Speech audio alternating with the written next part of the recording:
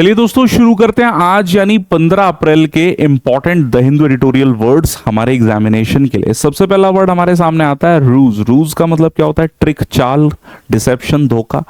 Federal का मतलब क्या होता है? Related to central and state system जो होता है, संघीय प्रक्रिया जिसे हम लोग बोलते हैं, है ना, जहां पावर्स सेंटर और स्टेट में विभाजित हैं।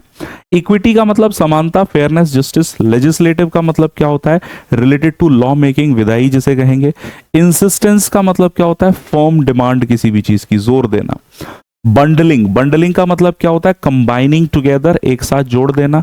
रेशनल मतलब क्या होता है? लॉजिकल रीजन, किसी भी चीज का तर्क या कारण। डिलिमिटेशन, डिलिमिटेशन का मतलब क्या हो गया? फिक्सिंग बाउंड्रीज, बाउंड्रीज फिक्स कर देना, सीमांकन। स्वीपिंग का मतलब क्या होता है? वाइड रेंजिंग, ठीक है, स्वीपिंग मतलब क्या हो गया? वाइड रेंजिंग, व्यापक। डिसर्न का मतलब क्या होता है? टू अंडरस्टैंड क्लियरली, समझना चीजों को। डेफरल का मतलब पोस्टपोनमेंट यानी आगे के लिए स्थगन किसी चीज का। पैक्ड मतलब fixed at a certain level, कोई चीज स्थिर कर देना किसी चीज को। कन्वीन मतलब फॉर्मली गैदर कर रहे हैं यानी इकट्ठा करना, एकत्र करना। देखिए डेसिनियल, डेसिनियल मतलब ऑकरिंग एवरी 10 ईयर्स, दशकीय जिसे कहेंगे।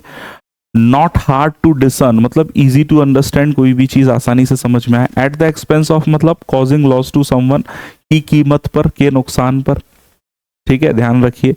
टाई टू या tie up with, to connect, जोड़ना। बंडल विथ का मतलब क्या होता है? किसी चीज से कंबाइन हो जाना, ध्यान रखिएगा, ठीक है ना। पुट ऑफ का मतलब टालना या पोस्टपोन करना।